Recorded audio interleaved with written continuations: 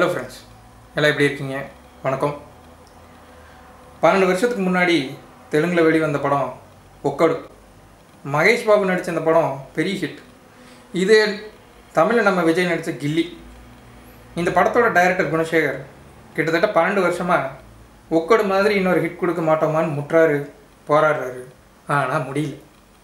அருந்ததி படத்தோட வெற்றியை பார்த்துட்டு அந்த படத்தோட ஹீரோயின் அனுஷ்காவை வச்சு ஒரு சரித்திர படம் எடுக்கலான்னு ஆசைப்பட்டு 7 வருஷமாக ரொம்ப கஷ்டப்பட்டு எடுத்த படம் தான் ருத்ரமாதேவி. இந்த படம் எப்படி குணசேகர் நினச்ச வெற்றி அடைஞ்சாரா பார்ப்போம்.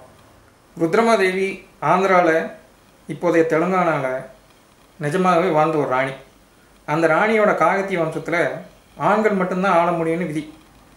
அதனால் ருத்ரமாதேவியோட அப்பா கணபதி தேவா குழந்தைய பையனாகவே வளர்க்குறாரு. வெளி உலகத்துக்கும் குழந்தைய ருத்ர தேவாவாக காமிக்கிறார். ஒரு கட்டத்தில் ருத்ரதேவாவுக்கு தான் ஒரு பொண்ணுன்னு தெரிய வருது. உண்மை வெளியே தெரிஞ்ச எதிரிகள் நாட்டை பிடிச்சிருவாங்கன்னு தெரிஞ்சு ராஜா மாதிரியே வளம் வர்றாங்க. ராணிக்கு உதவி செய்கிறவங்க அவரோட மந்திரி சிவதேவையா, சின்ன வயசு தோழர்கள் சாளுக்கியா, கோணகண்ணா. எதிரிகளுக்கு ருத்ரதேவா ஒரு பொண்ணுன்னு தெரிஞ்சுதான் நாட்டை அவங்க எப்படி அவங்ககிட்டருந்து காப்பாற்றினாங்க. இதாங்க கதை. ஒரு சுமாரான கதையை சூப்பராக படம் எடுக்கிறது எப்படின்னு காமிச்ச படம் தான் பாகுபலி.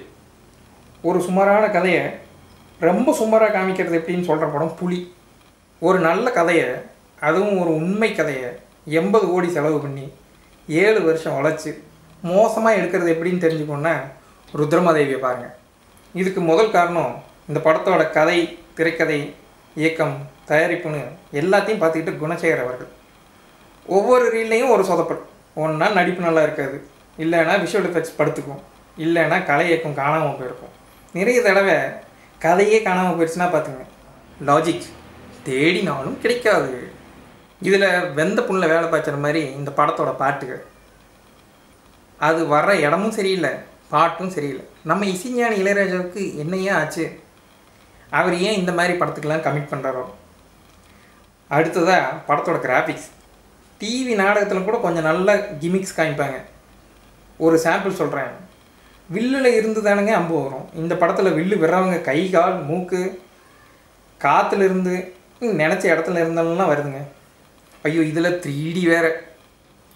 அடுத்ததாக மேக்கப். எல்லாம் ஸ்கூல் குழந்தைங்க ட்ராமாவில் போடுற மாதிரி. இதில் மார்க்கோ போலோ கெட்டப் தான் ரொம்ப விசேஷம். அப்புறம் படத்தோட ஒளிப்பதிவு. அஜயன் வின்சென்ட் ஒரு சில காட்சிகள் நல்லா எடுத்திருக்கிறாரு, ஆனால் மற்ற இடத்துல சரித்திர படமானு கேட்குற மாதிரி எடுத்திருக்காரு. ஸ்ரீகர் பிரசாத் சரித்திர படம், மேஜிக் படம்னு எடிட்டிங் பண்ணி ரொம்ப டயர்டாயிட்டார்னு நினைக்கிறேன். ஒரே வளவலா கொலவலா. கடைசியாக இந்த படத்தோட நடிகர்கள். அனுஷ்கா ரொம்பவே மெனக்கெட்டுருக்காங்க. சண்டை காட்சிகளில் அதிரடி. ஒரு சில இடத்துல தவிர அவங்க நடிப்பும் சோட போகலை. அப்புறம் பிரகாஷ்ராஜ், அந்த கடைசி சீனை தவிர அவரோட நடிப்பும் பிரமாதம். ஒரு படத்தில் 2 பேர் மட்டும் நல்லா நடித்தா போதுங்களேன்.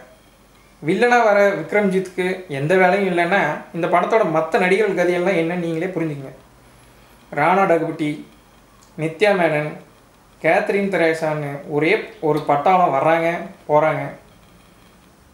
அல்லு அர்ஜுனுக்கு ராபின்வுட் மாதிரி வேலை, அதையும் அவரால் சரியாக செய்ய முடியல.